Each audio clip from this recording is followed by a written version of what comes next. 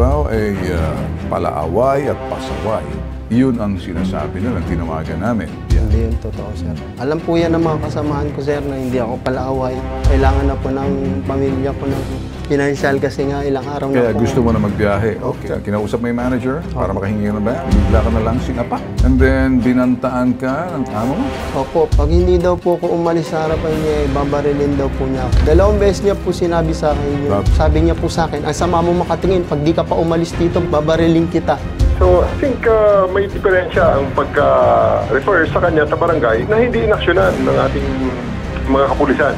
Kaya lang sa case na yan, kung akong tanongin, hindi ko dadalhin sa barangay yan eh. Ipapayag ko sa piskalya. Kasi kuradong kulong na yung employer niya, binugbog niya eh. Nakailang beses sinibitahan ng bitag may-ari ng BBL Trans System. Hindi raw ito pinayagan ng kanilang abogado. Di abogado niyo pasalitain. Kung magaling abogado niyo, harap niyo sa akin. Maayos nga kayo. Isa po akong konduktor ng bus. Lumapit po ako sa hashtag ipabitag mo kay Sir Ben Tulfo. Sa kadahilanan ako po ay sinapak ng may-ari ng BBL Transit. Noong July 15, nag-usap po kami noong July 15 ng inspektor at ako daw po ay mayroong kasalanan. Hindi ko daw po natikitan ng mga pasahero, so ako po ay kumausap sa may-ari na si Edmond Sosa, may-ari ng BBL, na ako po ay bigyan na ng biyahe. Dahil ang tatlo ko pong anak ay hindi na ho sapat ang sustento kasi ho, ilang araw na po ako nakapagpahinga. Ilang araw na po akong hindi nakapagtrabaho dahil po sa ginawa nila sa akin sa trabaho. Nung pagkasabi ko po ng manghihingi po ako ng schedule kay Edmond Sosa, may-ari po ng bus company, ay nagalit po sa akin at ang sabi po ay tatanggalin niya po ako. Ikaw raw ay palaaway at pasaway. Iyon ang sinasabi na tinawagan namin. Hindi totoo yan. Hindi yun totoo, sir. Alam po yan ng mga kasamahan ko, sir, na hindi ako palaaway. June 15, Sabado, kinausap ka Opo. ng inyong inspektor at sinabi na may kaso raw ikaw na hindi mo na single o hindi mo nagbigyan ng ticket itong 12 pasahero. Bakit hindi mo na bigyan ng ticket yung 12 pasahero base doon sa sinasabi ng inspektor? Anong naging Kasi dahilan? po, Sir Ben, loading area po yun, Sir Ben. Then, the next po, unloading na po. Hindi ko po matitikitan yun kasi diretso po unloading po yun. Bababa din po ako. So, nung pagbaba ko, nakita ko po yung inspektor at dumapit po siya sa akin at sumampa. Okay. Ang tanong niya po sa akin... Sandali muna. Sasagutin lang muna natin. Marami yun, 12. Baka nagalit yung may-ari ng bus kasi 12, pera din yung nawawala. Sa anumang kadahilanan, kung may dahilan ka, makukuha mo ng paliwanag. Pero ang inspektor, hindi ba dapat hahanapan yung mga pasahero ng ticket? Bakit walang ticket? Ibig sabihin, nandoon pa yung mga pasahero. Nakaupo sila at wala silang ticket ng hinarapan. Marami yung 12. Opo. Yun lang ang gusto kong itanong. Kasi parang kakaiba yung sumbong mo na 12, hindi mo tinikitan. Baka inisip na may-ari, nilibre mo o hindi mo ginawa yung tamang trabaho. Total, ang inspektor naman nakakita, yung inspektor yung sabi. At sinasabi mo rito, yung may dahilan ka dyan. Dapat pakinggan din. Dahil dyan at nasuspindi ka sa trabaho ng 4 na araw. Pinagpahinga ho nila ako. Hindi ho po yung suspension, kumbaga. Okay, sige. Pinagpahinga ka. Opo, 4 na araw para maganda-ganda kapag pahinga ka ngayon. Opo, pinagpahinga po nila ako kasi nga po, maghaharap daw po kami ng inspektor. Okay, so pinagpahinga ka, maghaharap kayo ng inspektor. Okay, kinausap mo yung manager para makahingi na ba? Bigla ka na lang sinapa? Nagtaas po siya ng biyahe nun. Nagtaas siya ng? Boses. Boses, tapos? Then, pagkasabi ko po ng gano'n, iniulit ko lang po yung sinabi ko sa kanya na kailangan na po ng pamilya ko ng financial kasi nga ilang araw na Kaya po. gusto mo na magbiyahe. Okay, 3 klaseng bagay na pagbabasihan pag medyo ang tao ay nabubuisit sa atin. Una, doon sa pagkikilos natin, makikita sa mata natin. O minsan sa tono ng boses natin, sa lakas ng yung tonong, may tonong galit, may tonong malumanay, may tonong mabait. So baka doon sa nangyari na yon. So, kaya sinapak ka. Kasi, Sir Ben... Kaya sinapak ka. Okay, wag mo muna akong sagutin. Tanong ko lang sa'yo. dahil sa tono ng boses mo, hindi ko naman alam yun, or sa lakas ng boses mo, o sa pag-aasta mo, may kilos na kuminsan, sa ibang tao, maiinis. So, yun ang naging basehan niya na basta ka lang sinapak. Opo, hindi naman po ako nagtaas ng boses. Hindi, basta na lang sinapak ka. Pagkatapos mo sabi, okay. And then, binantaan ka ng kanya, ng amo mo? Opo. Pag hindi ka umalis sa harapan niya, Opo. anong klaseng pagbabanta?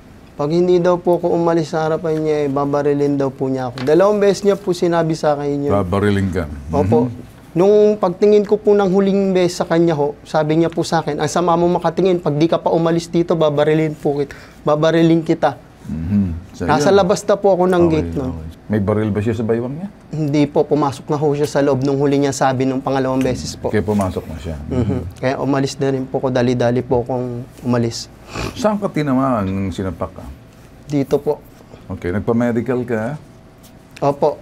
Nung araw din yon? Opo, nung araw din yun. May kalmot po ako sa likod kasi tinulak niya po ko nung araw na yun. Okay, so dun sa medical mo sa hospital ng Binyan, nakasabi dyan, final diagnosis, contusion, back and left face. At may picture ka ba ng Meron po. itsura mo? Ayan, sa bukol ba yan?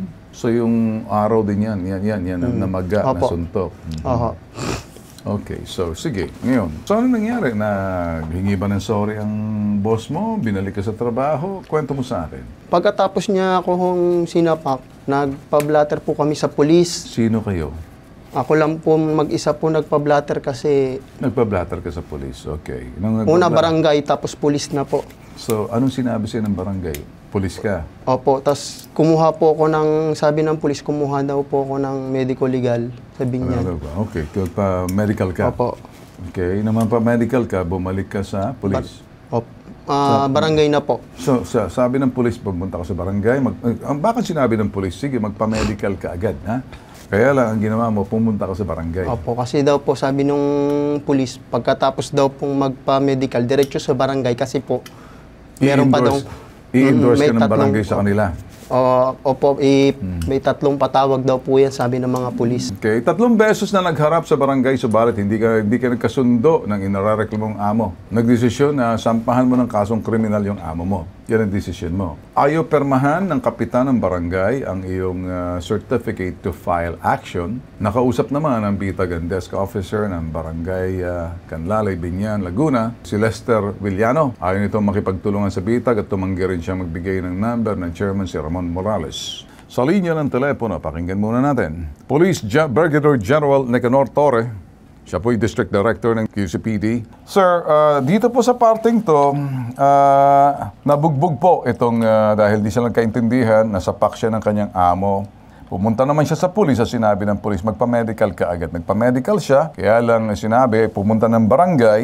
Dito sa barangay naman, lumalabas, parang ayaw bigyan ng certificate to file action. Ito pong si Julian Ray Leonida. Ano pong nakikita ninyong pagkukulang po rito? Kung may problema man sir na medyo for presentation purposes, educational, informational sa mga taong pag naharap ng ganitong klaseng proseso, anong dapat gawin po nila, General? Sir, ang case sa pagkalahad nyo, sir, ay isang case ng revised penal code. Hindi yun covered ng barangay law eh. So, I think may diferensya ang pagka-refer sa kanya sa barangay na hindi inaksyonan ng ating mga kapulisan. Sa barangay naman, sir, kasi parang lumalabas, ayaw rin siyang bigyan ng certificate of file action o sana kung ginawa talaga ng barangay ang tama, dapat na-refer agad sa police, sasabihin, physical injury yan. Meron ka ng police na agad. Or kung meron man nakita ang police, tsaka sila magbibigay siguro ng instructions, pababa mo sa barangay. In this case, sa barangay, sinunod naman ito na certificate of file action. Up to now, 3 patawag ay bigyan ng certificate of file action. Ano pong dapat gawin po rito, sir? I think bumalik siya sa police. Ganito, sir. Bumalik siya sa police at kung anong police station yun, sir, pag nandun na siya, tawagan niya ako at sasabihan ko yung police. Kunin ang kanyang statement, i-file ang kaso, regular filing. Kasi Okay. physical injury yun, sir, maliwanag na physical injury yun. Hindi yun negotiable sa barangay kung hindi rin lang naman sila magkabarangay at hindi rin lang naman sila magkapitbahay. Kung yung employer-employee relationship ang sinasabi niyo, sir, revised penal code ang dapat na magamit yan, sir. Baka nga pwede pa ang labor law pumasok dyan eh. So another special law yun. May kulong na naman yun. At yun ay hindi pang barangay, kundi pang piskalya yun, sir. At ang maghahain nun ay ang pulis. Kaya lang sir, sa case na yan, parang hindi, kung akong tanungin, hindi ko dadalhin sa barangay yan eh. Ipapail ko sa piskalya. At sigurado yan sir, kung ganong na within the reglementary period, siguradong kulong na yung employer niya, binugbog niya eh. Okay. Problema sir, may mga barangay talaga siguro hindi nila masyado kabisado ang kanilang trabaho at nakaupo lang para mga bangaw na nakantungtong sa kalabaw, kalabaw na rin ang tingin ng sarili tulad nitong barangay na tinatawagan po natin. Kap, kung nakikinig ka, good morning sa'yo. Kahit tao mo, medyo ayusin mo. Baka hindi mo alam itong ginagawa ng tao mo. Kailangan mukhang mabait ka naman. Pero para sa akin, kastiguhin mo itong kulangot na desk officer mo. As in, inuulit ko, Boger. Sige. So ngayon dito, sa linya ng telepono si Undersecretary Chito Balmosina.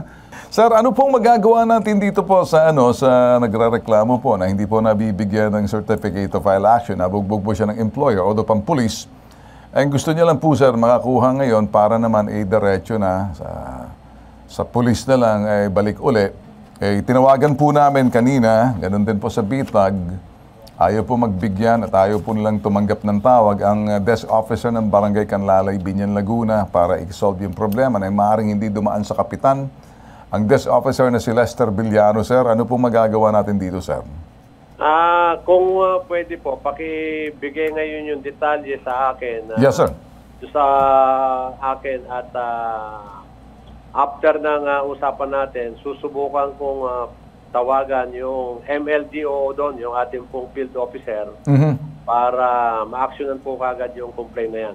Okay, sir. Wala na po akong gagawin, kundi exactly kung ano po sinabi nyo, exactly gagawin din po namin, sir. Yung pong sinasabi niyo, I'll give you the chance to whatever it is to fix everything there, sir. Ngayon pa lang, sir, nagpapasalamat na po kami sa inyong agarang aksyon. Bibigay namin mamaya ang impormasyon, lahat na dapat na makukuha nyo sir. Maraming salamat, Yusek Balmosina. Okay, ganito na lang. Sige, tutulungan ka namin at tatawagan tong Lester Villano at kawawa naman si Kap Ramon Morales, madadamay dito. May advice lang ako sa iyo, ano? Kung ako tatanungin, hindi naman kita kilala, pero may titig ka na parang titig astig. Opo, ganun po. May titig kang astig at medyo, siguro pag ganyan na, magsalamin ka na lang ng itim para hindi makita. Ganun po talaga yung ganun ang sabi sa'yo. Ganun po talaga yung mga sinasabi sa'yo. Oo, ganun. Pero hindi naman po ganun talaga.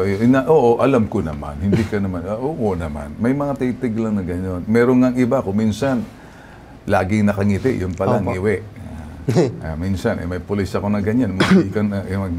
Akala ko, tatawa-tawa ka. Hindi ba ako tumatawa? Ganito lang maka ko. Ito naman, dito sa parte ito, makailang beses sinibitahan ng Bitag may-ari ng BBL Trans System. Hindi raw ito pinayagan ng kanilang abogado. Ang abogado niyo pasalitain. Pakialam ko sa abogado ninyo, kung magaling abogado yung harap niyo sa akin, maayos nga kayo. Ikaw, kung sino ka may amo, makinig ka. Ngayon, kung itinatanggi mo, okay lang naman. Ayoko yung sasabihin, abogado. Pakialam ko kahit sino ka abogadong kunin mo. Okay ba siya? Opo. Mahala sa'yo. Ito po ang nag-iisang pambansang sumbungan. May tatak, seryoso, marunong makinig, marunong maawa, umunawa. Pero sa mga sisiga-siga dyan, kaya kong tapatan kahit saan. Kayang-kaya, bossing. Serbisyo, tulong, may tatak po. Tatak Tulfo, tatak Bitag. Bitag Tulfo, po sabihin Tulfo, #ipabitag mo.